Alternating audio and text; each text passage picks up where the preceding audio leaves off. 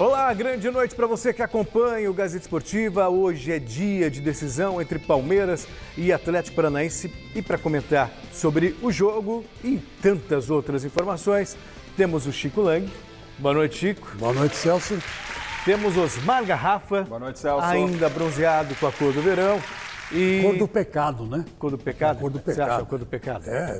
Segundo eu vi a mulherada aí no corredor falando, é a cor do pecado. Vamos lá, ó. Além da Recopa Sul-Americana, a gente vai falar também da preparação do São Paulo para o clássico de sábado pelo Paulistão.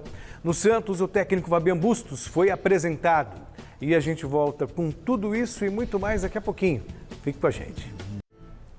E nós estamos de volta, sem perder tempo. Vamos para o nosso primeiro contato com o Alexandre Silvestre, lá no Allianz Parque.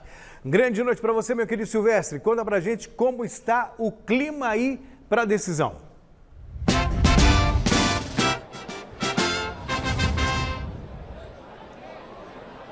Clima quente, Celso Cardoso. Amigos, amigas, inimigos e simpatizantes. Clima quente, literalmente falando. Faz calor aqui na Rua Palestra Itália e a movimentação de torcedores, como vocês podem notar aqui atrás de mim, é muito grande para a decisão da Recopa Sul-Americana entre Palmeiras e Atlético Paranaense. Da última vez que eu e minha equipe estivemos aqui nesse local, infelizmente aconteceu uma tragédia. Foi na final do Mundial de Clubes. Um torcedor foi baleado e morreu. Esperamos que quem veio aqui hoje tenha vindo apenas para curtir o futebol, ficar no máximo bravo e xingar o Chico Lang. Nada mais do que isso, pelo amor de Deus. E em meio a essa disputa, mais uma final, a 8ª na vida do Abel Ferreira no comando do Palmeiras. Temos uma mini crise instalada nesse efervescente Palestra Itália, tudo por causa também deste cidadão aqui, ó, que aparece com o nome pintado numa faixa. Fora Olivério. O Olivério é o Olivério Júnior, assessor de imprensa da Leila. Ele era o assessor da candidata Leila, da conselheira Leila. E quando ela assumiu a presidência do Palmeiras, o Olivério virou também o assessor de imprensa principal.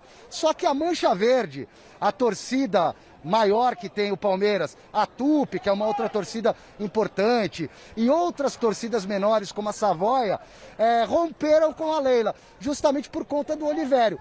Para essas pessoas, o Olivério seria uma espécie de agente infiltrado pelo fato dele não torcer pelo Palmeiras. Esse é o clima da decisão. Palmeiras e Atlético Paranaense começam a definir a Recopa Sul-Americana às 9h30 da noite, Celso. Fiquem ligados porque eu já volto com muito mais para falar do jogo, do time e daquilo que a gente mais gosta, que é a bola rolando. Perfeito, Silvestre. Então a gente volta a conversar daqui a pouquinho. Daqui a pouquinho também a gente aborda essa questão. Me parece meio, sabe, porque o cara é corintiano, não pode ser um bom profissional, mas isso é uma outra história para discutir depois. Vamos para a enquete do dia, direto, e aí depois eu passo a palavra para o Garrafa e também para o Chico. Quem vai ser o campeão da Recopa Sul-Americana, Palmeiras ou Atlético Paranaense? Para você votar, basta entrar no site gazetesportiva.com. Você também pode usar o nosso QR Code que aparece aqui embaixo. Opa! Gente, estou todo atrapalhado, agora foi, né? O QR Code que aparece aí do lado da sua tela, ou aqui, pronto, facilitou agora. E também pode participar do programa mandando uma pergunta para os nossos comentaristas, hoje o Chico e o Garrafa, 994791633.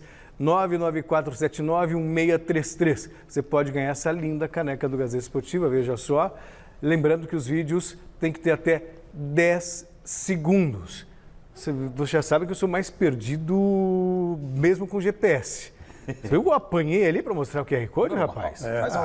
Tudo bem. E aí? Então, para responder a enquete, é meio no palpite, né? Porque entendo ser um jogo bastante equilibrado. O Atlético ele vem se consolidando como uma das principais equipes do país, tem títulos importantes, mas para mim o Palmeiras é o favorito. Por que é favorito? Porque ele arranca um empate lá em Curitiba no finalzinho do jogo. O Atlético deixou escapar a vitória. Palmeiras vem em casa, ao lado da sua torcida. É verdade que pressionado, a gente vai falar no decorrer do programa, eu disse ontem que o Palmeiras tem uma necessidade de vencer essa Recopa por ter perdido o Mundial, pela pressão e política interna que acontece dentro do clube. Mas o Palmeiras tem um elenco superior, vai jogar com o apoio da torcida e se jogar o que sabe, acredito que dê Palmeiras. Não será surpresa também, claro, sem ficar em cima do muro, mas acredito que dê Palmeiras, mas não será surpresa se o Atlético levar para Curitiba o troféu. Chicão. Eu vou dizer uma coisa para você, todo mundo sabe que eu não gosto do Palmeiras, né? Não gosto do Palmeiras, e por mim eu gostaria muito que o Atlético Paranaense ganhasse esse título. Mas, infelizmente, a verdade é outra, né? O que a gente vê no papel e no campo é outra. O Palmeiras é muito mais time que o Atlético Paranaense, vai jogar praticamente completo, né? Então eu acho que não vai ter como. O Palmeiras leva essa Recopa aí com o pé nas costas, viu, Celso? Sério? Eu Não acho. vai ser fácil assim? Acho. Bom, a gente vai falar muito mais sobre o jogo ainda hoje no Gazeta Esportiva. Vamos falar do Santos agora? O técnico Fabian Bustos foi apresentado agora há pouco no Santos e já sabe que vai ter muita coisa para resolver no time. O Guilherme Camarda preparou uma reportagem sobre os desafios do novo treinador. Vamos conferir. Fabian Bustos é o novo treinador do Santos. Mal desembarcou no Brasil e já viu de perto a situação. Saiu do Barcelona de Guayaquil ovacionado e chega para uma missão não das mais fáceis na Vila Belmiro. No Paulista, a equipe santista soma apenas 10 pontos e está em terceiro lugar no grupo D, o que ameaça a classificação para a próxima fase, além de ver de perto o fantasma do rebaixamento.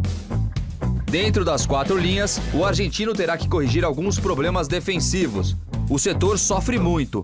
Não à toa, João Paulo é um dos goleiros mais exigidos do Paulistão. O elenco tem muitos atletas promissores. Uma das razões da diretoria apostar em Fabian. Segundo eles, além do DNA ofensivo, o comandante tem costume de trabalhar com jogadores mais novos. O esquadrão da Baixada Santista também vai precisar ser certeiro no mercado. O presidente Rueda, desde que assumiu, tem conseguido números incríveis na recuperação financeira e deixou sempre claro que essa é a principal missão: saúde financeira do Peixão. Hoje, a ideia é trazer um volante e um zagueiro. Maicon, que está no Cruzeiro, já está apalavrado e só esperando o ok do novo treinador. Lo de Maicon es una posibilidad, obviamente que eso depende de la dirigencia.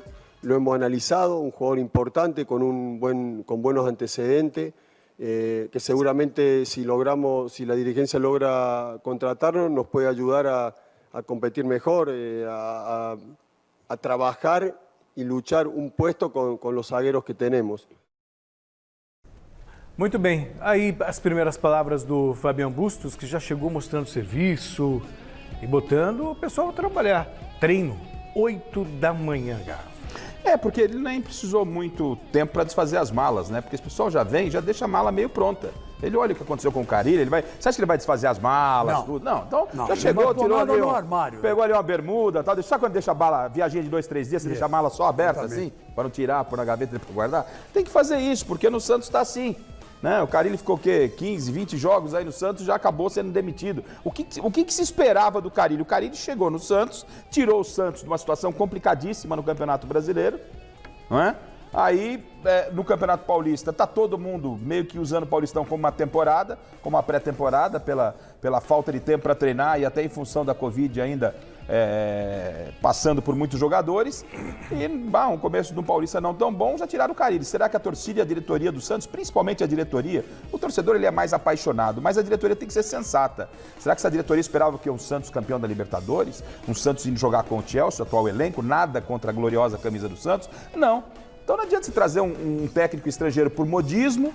O cara pode ser melhor intencionado, fez aí um bom trabalho na América do Sul, por onde passou esse argentino Bustos, mas no Santos, meu amigo, ou você ganha o Campeonato Paulista, Brasileiro, Copa do Brasil, ou vai levar um pé nos fundilhos logo logo.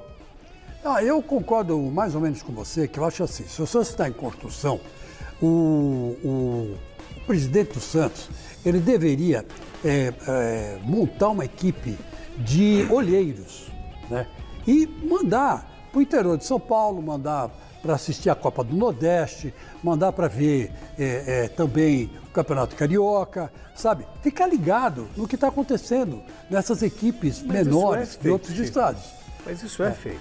Não, isso é feito, mas devia ser feito com mais seriedade. Porque eu acho que o Santos ele vai ter que ser um catadão de bons jogadores, mas que estão em divisões inferiores. Então, tem grandes jogadores de divisões inferiores que dão certo. Por exemplo, o Jailson, que foi goleiro do Palmeiras durante muitos anos, né? Ele foi da terceira divisão para o Palmeiras, né? E acabou sendo um dos melhores goleiros do Palmeiras nos últimos tempos. Hoje não, hoje já está em outra tal, mas eu acho que é mais ou menos por aí que o Santos tem que fazer. Tem que buscar jogadores de tudo quanto é lugar. Chegar no São Paulo e ver assim, olha, quais são os que vão ser aproveitados aí no time de cima?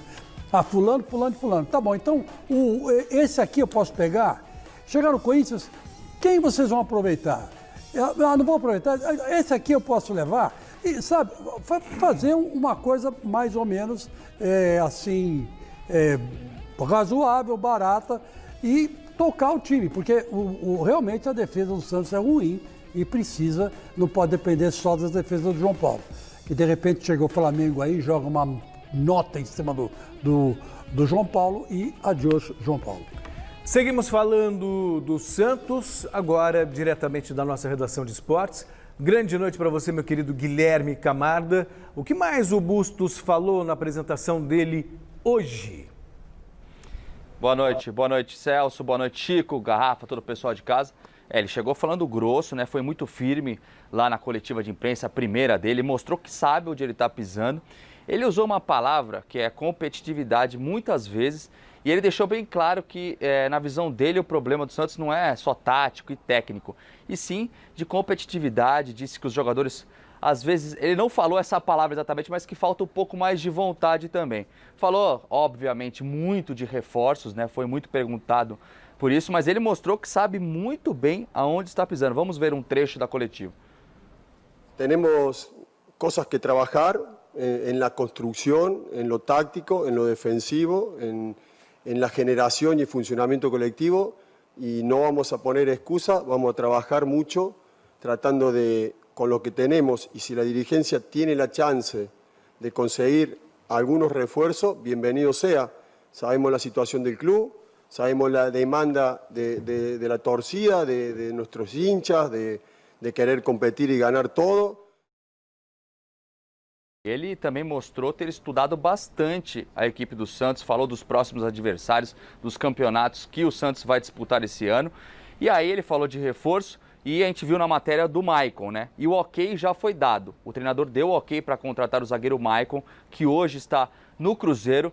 Retomando o que aconteceu, ele foi contratado na outra gestão pelo Cruzeiro, chegou o Ronaldo e queria abaixar o salário do Maicon. Ele até aceitou abaixar um pouco o salário, estava ainda em negociação, foi afastado do grupo e o Santos chegou cobrindo a oferta do Cruzeiro pelo salário.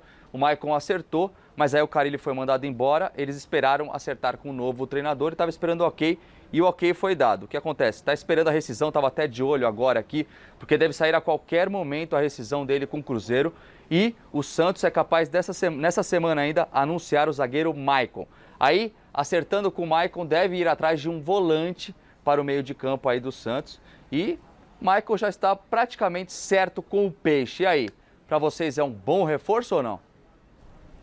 Repasso a pergunta para o Chico e para o Garrafa, porque hoje eu estou de Michelo, então vocês que lutem. Eu acho que sim, é um bom reforço sim. O Santos não tem ninguém, né? Assim, ainda está em formação. Então todo mundo que chega, a gente tem que dar um tempo para o cara chegar lá, né? Se adaptar ao elenco e se encaixar no esquema do novo treinador. E pelo jeito, esse Bustos, ele é aquele tipo de treinador que não espera, que não impõe um esquema, pelo contrário. Ele vê o que ele tem e monta em cima um esquema, em cima daqueles jogadores que podem fazer alguma coisa acontecer dentro de campo. E esse Maicon, com a experiência que ele tem, ele pode ajudar sim, inclusive a molecada, né? São Paulino não tem muita saudade dele não, né? É, o Você pessoal... lembra?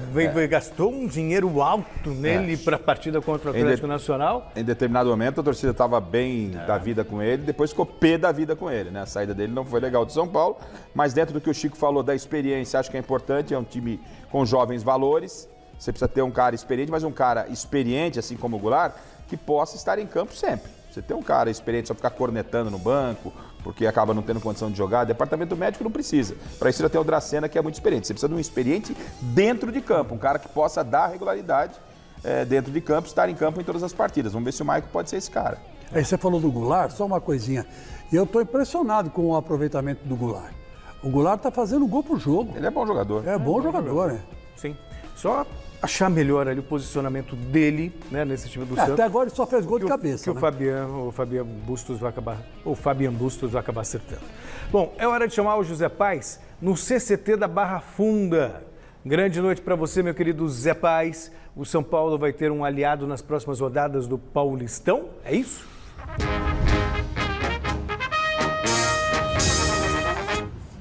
É exatamente isso, meu querido Celso Cardoso. Um abraço para você, um abraço para todo mundo aí que está acompanhando mais uma edição do Gazeta Esportiva. E esse aliado é o estádio do Morumbi, o estádio do Morumbi, o estádio Cícero Pompeu de Toledo. E o porquê disso, Celso, meu amigo, todo mundo que está acompanhando aí o Gazeta Esportiva? Porque o São Paulo vai fazer 3 dos próximos 4 últimos jogos dessa primeira fase no Campeonato Paulista, justamente em casa, justamente no estádio do Morumbi. Então, tela na tela para vocês acompanharem aí comigo a agenda tricolor até o final dessa primeira fase do Campeonato Paulista de 2022.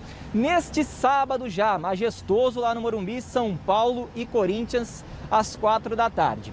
Na sequência, mais um clássico. São Paulo recebe o Palmeiras no Morumbi, jogo adiado lá da 4ª rodada, porque naquela ocasião o Palmeiras estava disputando aí o Mundial de Clubes. Na sequência, o São Paulo vai até Mirassol encarar o Mirassol e depois encerra essa primeira fase diante do Botafogo de Ribeirão Preto, também lá no estádio do Morumbi. São Paulo, que tem 14 pontos, é o líder do grupo B do Paulistão de 2022. Ali na segunda colocação está o São Bernardo, que também tem 14 pontos, só que tem um jogo a mais que o São Paulo. Na sequência vem a Ferroviária que entra em campo hoje lá pela Copa do Brasil para jogar contra o Vasco da Gama. E por que o São Paulo quer se aproveitar desses jogos no Morumbi? Justamente para terminar essa primeira fase na primeira colocação e jogar as quartas de final em casa, no Morumbi. A equipe de melhor campanha ali no grupo joga o jogo das quartas de final em casa. Essa é a única vantagem, segundo aí o regulamento do Campeonato Paulista.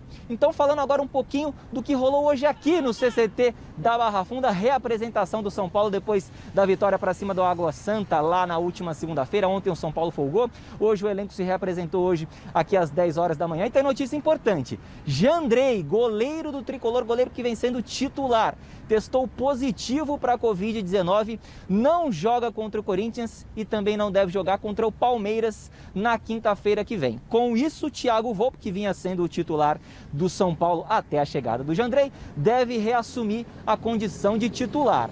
Luan e Patrick se recuperaram aí de suas respectivas lesões musculares e devem ficar à disposição do técnico Rogério Ceni para o majestoso desse sábado. O Luan, que não atua desde outubro do ano passado, e o Patrick, que chegou nesta temporada para reforçar o tricolor paulista, se machucou e agora vai poder dar continuidade aí ao seu trabalho aqui no São Paulo Futebol Clube.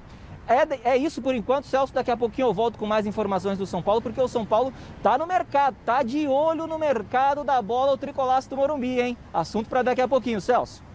Valeu, Zé Paes, muito obrigado pelas informações. A gente volta a conversar daqui a pouquinho. E esse São Paulo? Então, o fato de você, dos 4 jogos, ter 3 em casa, mesmo sendo 2 clássicos, é importante você jogar em casa.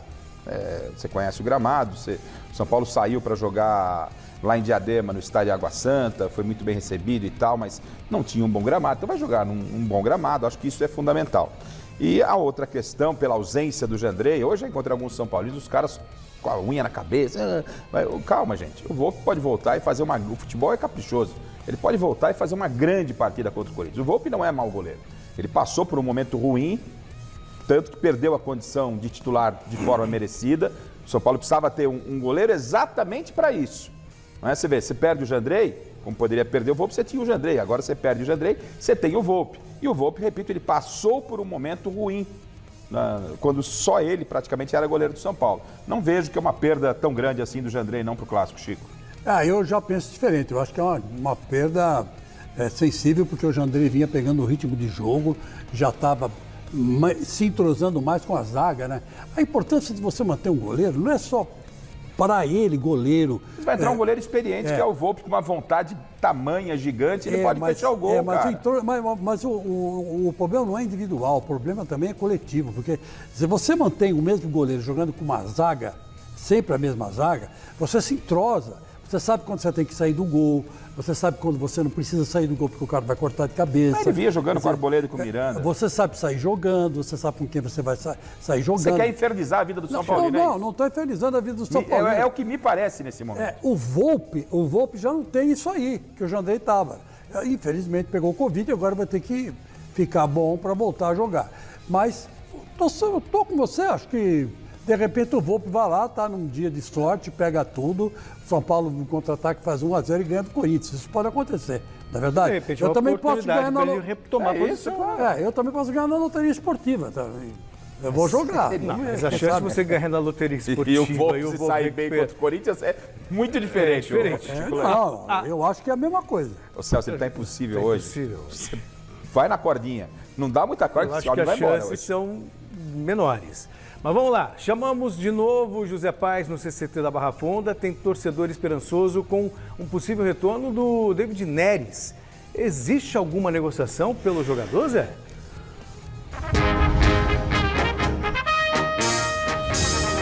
Por enquanto não existe uma negociação, existe um desejo por parte do São Paulo que esse jogador retorne aqui para o Morumbi. Isso porque o São Paulo, viu, Celso, ele está de olho naqueles jogadores que fugiram lá da Ucrânia, fugiram da guerra com a Rússia. Muitos jogadores já conseguiram voltar aqui para o Brasil, graças a Deus, escapando dessa guerra. David Neres é um deles, é um jogador que atua lá pelo Shakhtar Donetsk da Ucrânia. O David Neres, ele tem 24 anos, foi revelado aqui pelo São Paulo, lá em 2017, foi vendido para o Ajax da Holanda por mais ou menos aí 50 milhões de reais na época. Então o São Paulo monitora a situação desse jogador e tem um desejo de que ele volte, pelo menos por empréstimo, enquanto não se resolve a situação lá na Ucrânia por um determinado período, para que ele jogue aqui no Tricolor. Mas o São Paulo, repito, está acompanhando com muita cautela essa situação do David Neres. E quais são os trunfos do São Paulo, principalmente para repatriar justamente o David Neres? São 3. Primeiro deles, a janela de transferências. A janela europeia lá das principais ligas, Inglaterra, Alemanha, Itália, França, ela está fechada nesse momento para transferências. Então, esses jogadores que estavam lá na Ucrânia, eles só poderiam ir para mercados periféricos que estão com as suas janelas abertas nesse momento. Brasil, Estados Unidos, China. Então, São Paulo acompanha, repito, com cautela e tem a concorrência aí, por exemplo, de uma MLS, de uma liga norte-americana. Então vamos ver como é que se desenrola essa situação. Outro ponto importante, outro trunfo do São Paulo, a estrutura do tricolor. São Paulo está colocando à disposição de todos os atletas que fugiram lá da guerra a sua estrutura, academia, refis, campos, para que esses jogadores trabalhem as suas partes físicas e estejam bem para quando eles puderem retornar a praticar as suas profissões, quando eles puderem jogar futebol novamente. E em relação ao David Neres especificamente, claro, tem a questão da identificação. O jogador que foi revelado aqui, ele fez só 8 jogos pelo São Paulo, marcou 3 gols, mas tem uma identidade muito grande com o clube. Sempre posta fotos, sempre se refere ao São Paulo com muito carinho, inclusive quando defendeu a seleção brasileira. Enfim, é um jogador que a diretoria acompanha e que pode pintar aqui no São Paulo para esta temporada de 2022. A gente vai acompanhar porque é uma novela que terá muitos capítulos, muito provavelmente, viu, Celso? Volto com você, abração para todo mundo. Valeu, forte abraço, Zé Paes. O nome é bom, não se discute, mas a viabilidade... Celso, eu tenho comigo o seguinte, esse pessoal que está voltando da Ucrânia...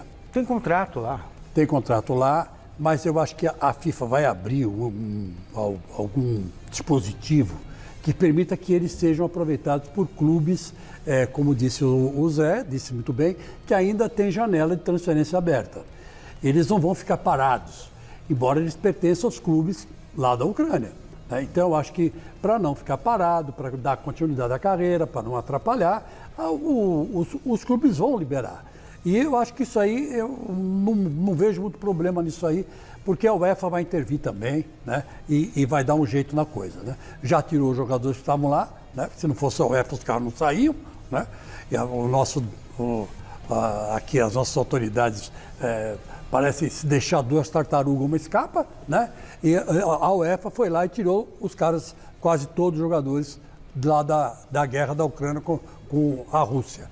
Então eu acho que o destino desses jogadores, o único clube hoje no Brasil que tem dinheiro para comprar e precisa de jogadores e tal de olho na praça, chama-se Botafogo do Rio de Janeiro, por causa lá do Textor, que é o americano bilionário que comprou o Botafogo. Esse tal de Textor, ele está de olho nesses caras. Então eu acho que é muito mais fácil o Pedrinho, o Michael, o David Neres, que está chegando aqui, o preparador físico, o Luciano, que nós entrevistamos aqui, irem para o Botafogo por empréstimo, vamos dizer assim, entre aspas, né, do que eles virem, né, para os seus clubes de origem. Eu acho que é muito mais fácil para o Botafogo, no meu modo de ver, e analisando o mercado nacional.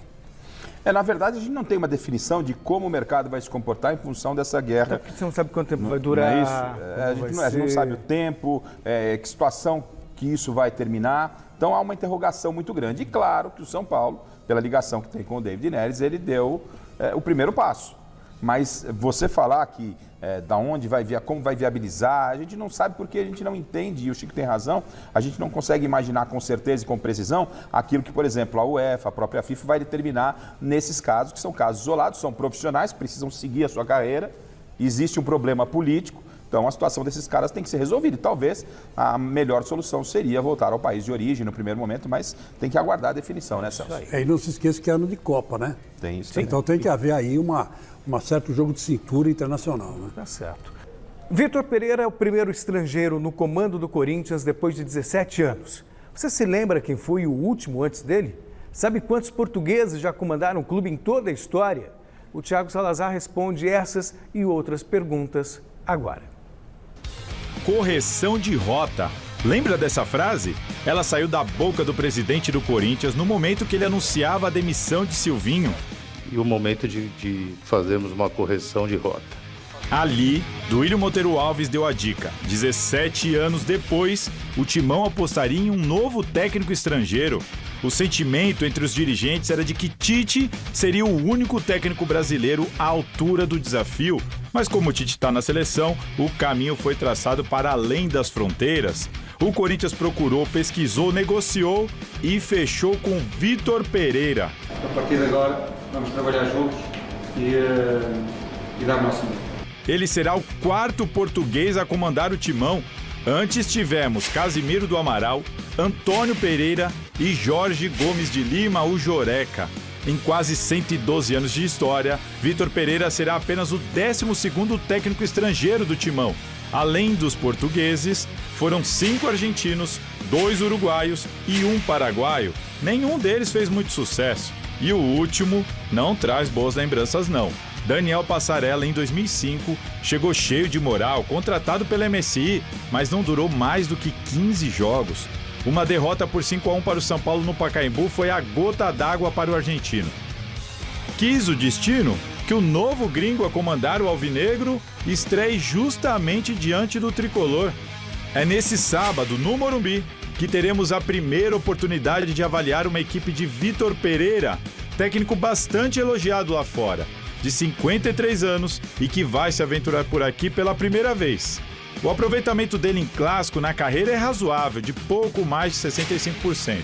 Então agora é aguardar para ver qual será o cartão de visita do novo comandante corintiano.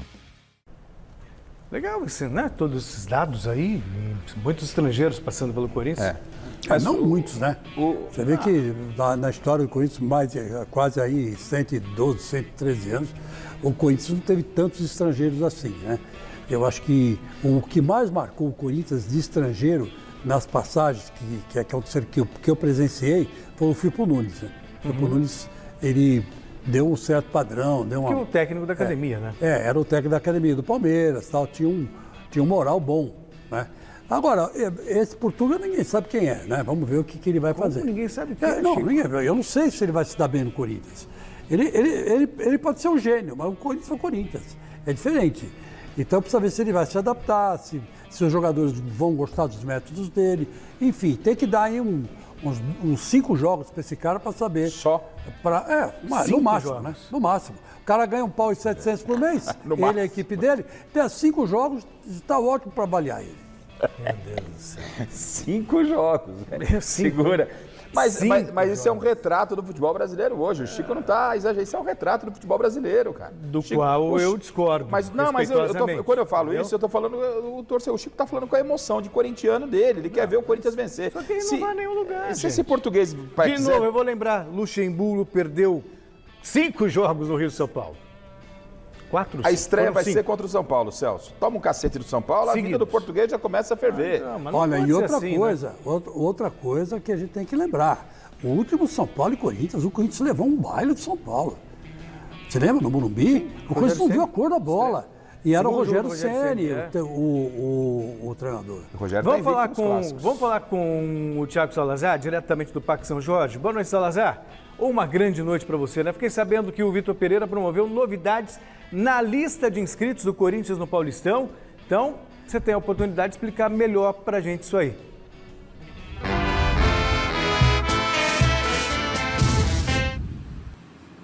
Boa noite, Celso e amigos do Gazeta Esportiva. É exatamente isso, tem novidade. Como vocês viram na matéria, o Vitor Pereira representa uma grande esperança do Corinthians, da diretoria que está aqui no 5º andar do Parque São Jorge. É uma grande aposta dessa diretoria do Corinthians, 17 anos que não tentava contratar um técnico estrangeiro.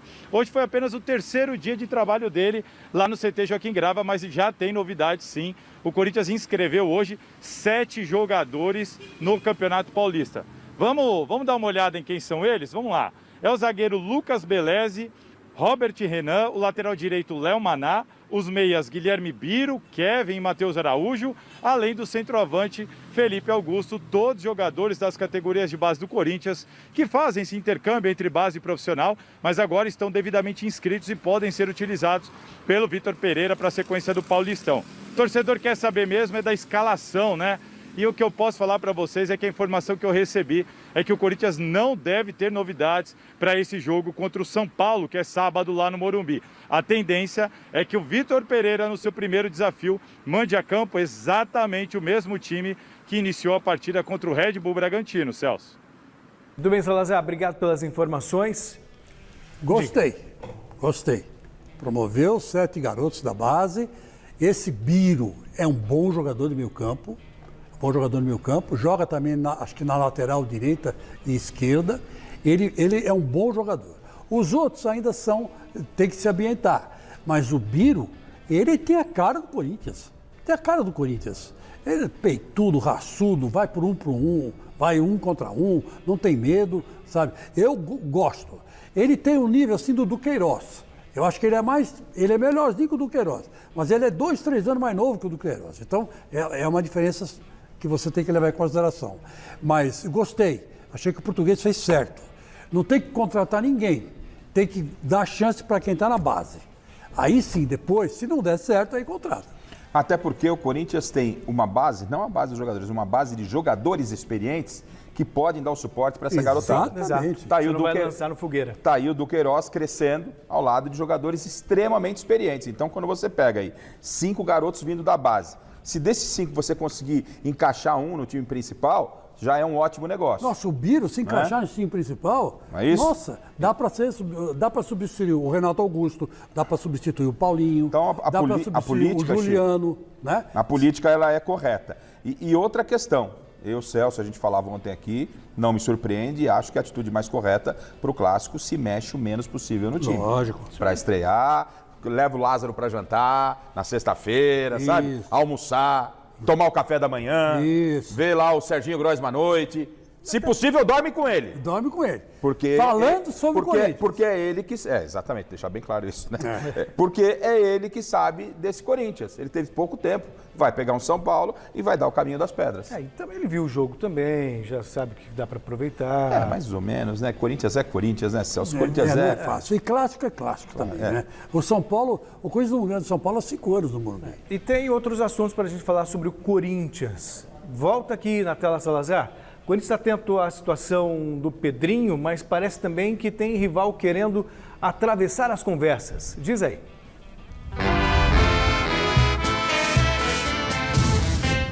É exatamente isso, Celso. Tem rival sim querendo atravessar o Corinthians, não é segredo para ninguém. Os jogadores, depois que voltaram lá da Ucrânia, eles estão cada um na sua casa. A informação que eu tenho, inclusive, é que o Pedrinho está em Maceió descansando. Eu conversei com familiares do Pedrinho que me relataram até um abalo emocional muito grande do Pedrinho sobre tudo que ele viu por lá.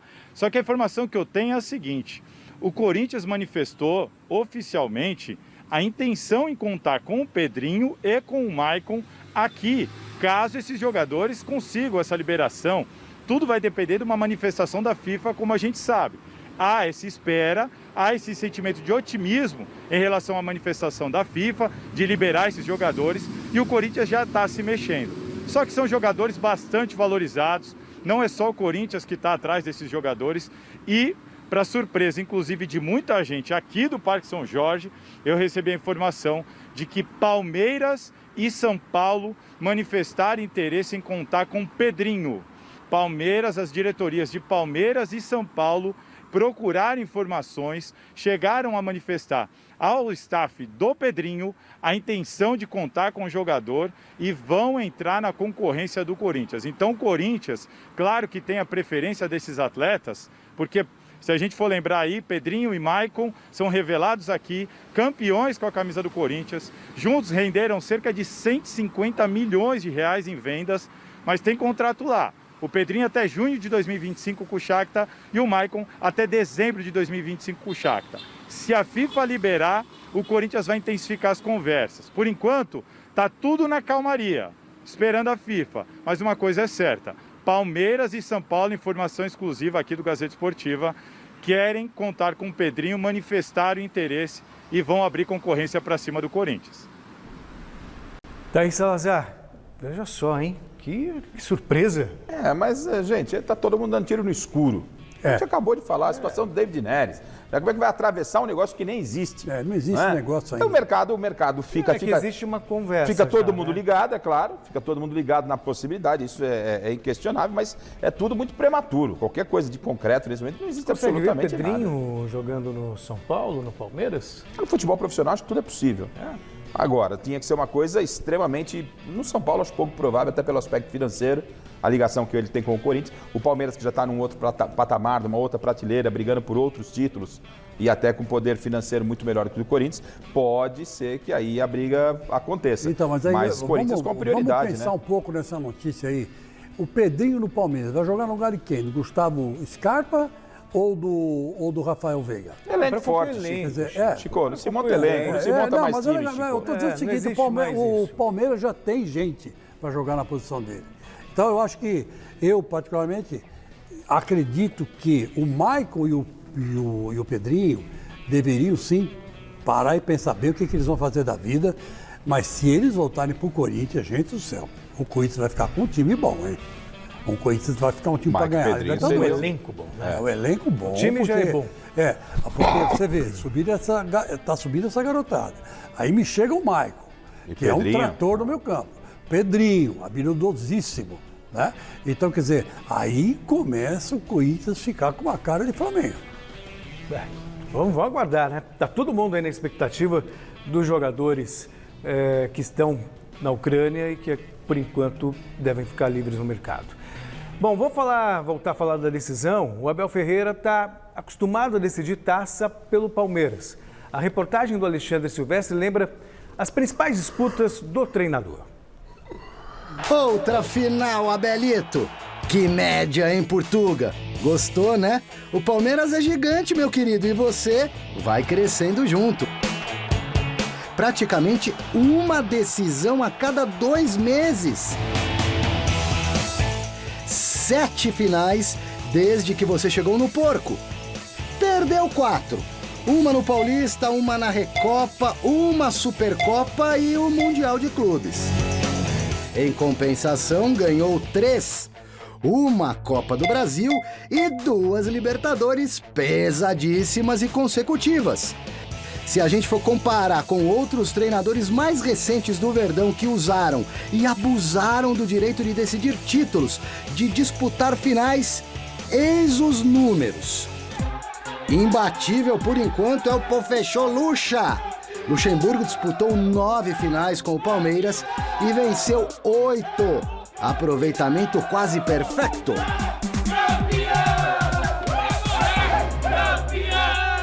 Felipão disputou 10, mas ganhou só entre aspas, por favor, 5, ou seja, 50% para o Scolari. Abel Ferreira, logo mais à noite, pode levantar mais uma taça. É só vencer o Atlético Paranaense para se sagrar campeão da Recopa Sul-Americana. Título inédito para o Palmeiras. O que seria o 4º dele, Abel, no Palestra, em 8 finais. Tá bom ou quer mais? Pelo jeitão da coisa, dá até para melhorar essa média até dezembro, né, Abel? Avante Palestra!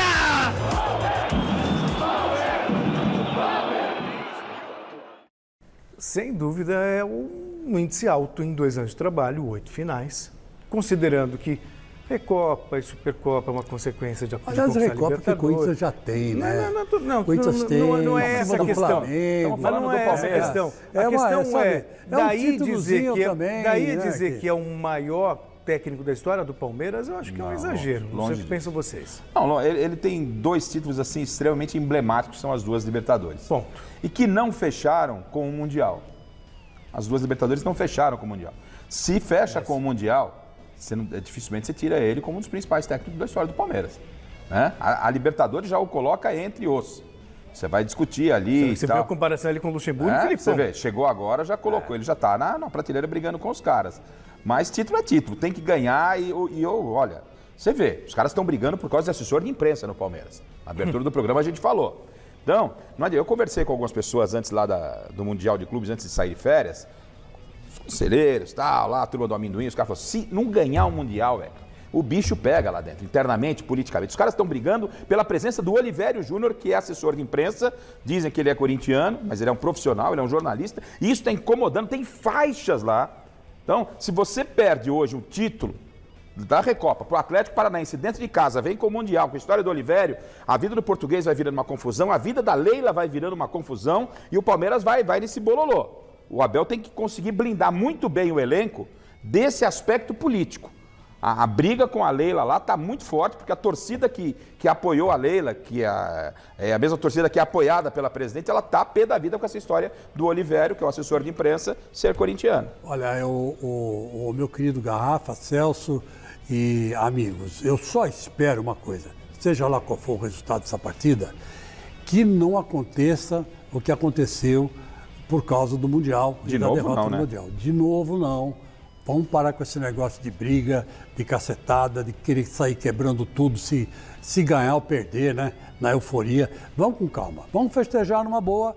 E se perder, paciência, perdeu. Vamos para casa, tem outros títulos para disputar, né? Estamos no começo da temporada, é um título só, acabou de título falar, razoável. 8 finais em 2 anos, pelo amor de Deus, e aí fica protestando e reclamando. Pô, tem time aí que às vezes ficam 20 anos sem mas na verdade nada. A gente não está falando da torcida do Palmeiras. Eu não vi nenhum palmeirense que perdeu o Mundial, depois perdeu o Mundial, quebrou a televisão em casa. Tem lá meia dúzia de cara, meia dúzia de maluco. Eu tenho e a gente fica batendo pau para maluco que tá dançando. Eu tenho certeza de uma coisa, com certeza, eu conheço o Isidoro da Mancha, conheço o Paulo Serdã, eu tenho certeza que eles já tomaram providências, eles lá, tomaram providências para que ninguém da Mancha dê vexame se perder ou ganhar, né? Eu espero que obedeçam eles dessa vez, porque eles são chefes, eles são respeitados, mas hoje a mancha é enorme, né? Você perde o controle. Vamos voltar ao Allianz Parque, ao vivo. O Alexandre Silvestre está de novo para tirar todas as suas dúvidas para o jogão de logo mais. Então, faça isso, Silvestre. Fica à vontade.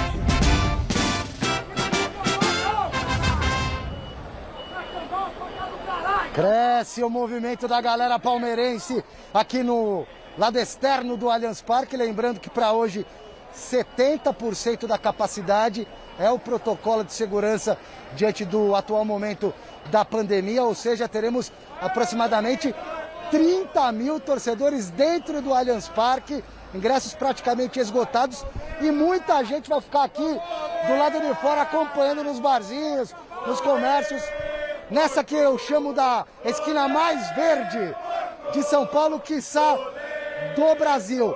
Regulamento da Copa Sul-Americana, da Recopa Sul-Americana, é sempre legal a gente reforçar isso, porque para alguns torcedores, foi 2-2 lá na casa do Atlético, no jogo de ida. Então o Palmeiras pode empatar por 0-0, por 1-1. Não, poder pode, né? Mas o gol qualificado não conta na Recopa Sul-Americana. Ou seja, quem empatar aqui, se houver empate, melhor dizendo, 0-0, 1-1, 1000-1000, teremos prorrogação, tempo extra e, persistindo o empate, disputa de pênaltis. Então, se o Palmeiras, na questão técnica, investimento, força do elenco, tem um favoritismo diante do Atlético, em termos de regulamento, é meio a meio, né? 50% para o Palmeiras, campeão da Libertadores, 50% para o Furacão, o campeão da Recopa, meninos. Tá certo, Alexandre Silvestre. Tá lá no palco onde vai ser o jogo. Que essa alegria fique assim, né? Desse jeito, né? Os caras se abracem, se curtam, que uma torcida rival da outra não brigue, porque internamente sempre tem uma desavença, né? Entre uma torcida e outra. Eu espero que a paz continue desse jeito que está aí. E vamos lembrar que futebol é para fazer amigos, né? Não é para fazer inimigo e não é para também matar ninguém, não é verdade? Eu acho que o jogo passado foi um acidente de percurso, né? Foi um agente da polícia que estava lá armado e para se defender, para não ser espancado, deu um tiro num cara e matou. Quer dizer, foi uma tragédia, uma circunstância que não vai se repetir. Já vi policiais ali, você viu que assim que mostrou o olé, Palmeiras, isso aqui, a polícia já chegou lá empurrando a grade. Eu acho que hoje a Polícia Militar está atenta, está todo mundo em pé. Porque o negócio futebol é alegria, é esperança, sabe? É tudo de bom. Agora não vamos transformar o futebol numa guerra, né? Chega de guerra, né? Chega lá, está acontecendo lá na Ucrânia, né? O que a gente espera é um jogo bem jogado dentro de campo, né, Celso? Imagino que vai ser. A gente espera que não fique aquela amarração nem de um lado nem de outro. É claro que é um jogo de xadrez, porque um gol ali pode mudar tanto para um lado como o outro. Um jogo de estudo. Né? Mas a gente torce para que o jogo possa ser solto e um bom jogo aí, porque estamos com saudade de um bom jogo, né? A gente e vou dizer mais, o Palmeiras tem tudo para ganhar um jogo hoje. Tudo. Você vê, tem um treinador esperto, um treinador inteligente, um treinador que montou um time competitivo, um esquema competitivo. Quer dizer, tem tudo para entrar em campo. Já viu também esse Atlético, ele surpreendeu o Flamengo no Maracanã. Também, é verdade, pode acontecer, mas hoje... na final da Copa Sul-Americana. Tem um adversário de peso. Se você perguntar para mim, qual é a porcentagem de chance do Palmeiras ser campeão hoje, eu vou falar para você que é 85%. Você está meio animado. É 85%. Ou ele está animado ou ele está secando. Não, que é isso, eu tô achando isso mesmo. Se eu achasse que ia perder, eu falava. Como eu falei, quando eu achei que ia perder do Chelsea. E vocês todos torcendo para o Palmeiras ganhar. Para fechar as informações do Palmeiras, o Silvestre traz agora a provável escalação do Abel Ferreira para enfrentar o Atlético Paranaense. Conta pra gente, Silvestre.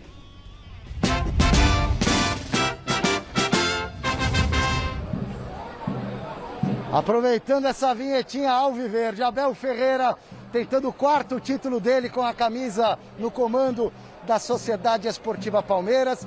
Ele não terá de novo o Luan, que está vetado pelo departamento médico, lesão muscular, desfalca de novo. Em compensação, volta o Gustavo Gomes, que cumpriu a quarentena. Olha o torcedor já provocando aqui, ó. Calma aí que eu já falo do time. Aí é pro Flamengo. Tri da Libertadores. O que mais? Não vão xingar o Chico Lang, não? Tem gente que veio de Presidente Prudente, de Americana, do interior. Palmeiras tem muita torcida no interior de São Paulo. E repito, teremos 30 mil pessoas aqui. Voltando a falar do time, Scarpa é dúvida. Recuperado de estiramento no joelho, treinou normal ontem. Talvez, eu não ficarei surpreso se ele começar jogando, mas deve iniciar no banco. Gustavo Gomes volta e o Luan tá fora. Provável Palmeiras, o campeão da Libertadores, para essa final da Recopa Sul-Americana com o Everton no gol. Aí uma linha de 4, o Marcos Rocha, esse aqui eu já conheço de outros carnavais. Marcos Rocha de lateral direito, na zaga.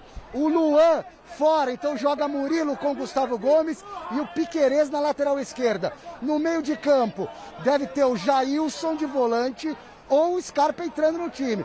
Mas vamos colocar no campinho aí o Jailson, o Zé Rafael e o Danilo.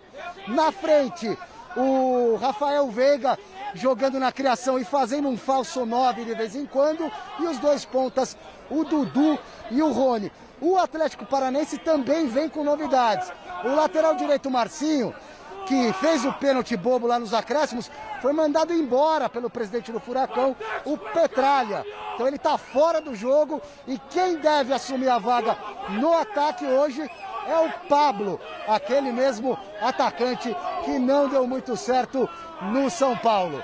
É isso, gente. A bola rola às 9h30. É o encontro do campeão da Libertadores contra o campeão da Copa Sul-Americana. Estamos falando da Recopa Sul-Americana 2022. Eita! Opa, saiu lá um Chico Lang. Obrigado. E o Petralha... Um abraço para sua mãe também. E o Petralha, dirigente à moda antiga, né? Vai mandar o Marcinho embora por um lance duvidoso de pênalti. Na verdade, quando o Marcinho foi contratado, já teve um problema, a torcida não queria a contratação dele. E aí o Petralha espera um lance polêmico ao final do jogo, que eu particularmente nem entendi como pênalti, mas muita gente entendeu que sim, muita gente entendeu que não. Foi um lance polêmico, o Marcinho fica de fora. Mas o Atlético, Chico, para os seus 85%, ele já começa bem lá atrás com o Santos. Sim. Um baita de um goleiro. Né? Tem o Terence, tem vários jogadores importantes esse Atlético. Tem o próprio Pablo, que está com uma sede danada. Não sei se começa jogando ou não, mas está com uma sede danada. É um time encardido, repito, Palmeiras é favorito, vai jogar... Bem treinado, é um time que vai jogar com o apoio da torcida, vai jogar em casa, isso é uma certa vantagem. Tem um treinador experiente, um treinador vitorioso que é o Abel, mas não vejo com toda essa supremacia que o senhor vê, não. Olha, é gozado porque o Osmar Garrafa, ele tem um pedaço do coração dele enterrado no Paraná, né? Mas nós lá do norte do Paraná, a gente não se bica muito com Curitiba, não. Eu sei que não se bica muito, mas você tem lá um pedacinho do coração enterrado lá. O Tubarão perdeu hoje 2-0 lá. Eu sei. Ceilândia, então, lá estamos fora da Copa do Brasil. Ele está vendo os aspectos positivos do Atlético Paranaense. Eu estou vendo os aspectos positivos do Palmeiras. Eu acho que o Palmeiras hoje entra com um time consciente do que pode fazer, amadurecido por uma derrota terrível contra o Chelsea na prorrogação, um time que entra em campo a provar que nós podemos sim continuar aqui no Palmeiras e defendendo essa camisa.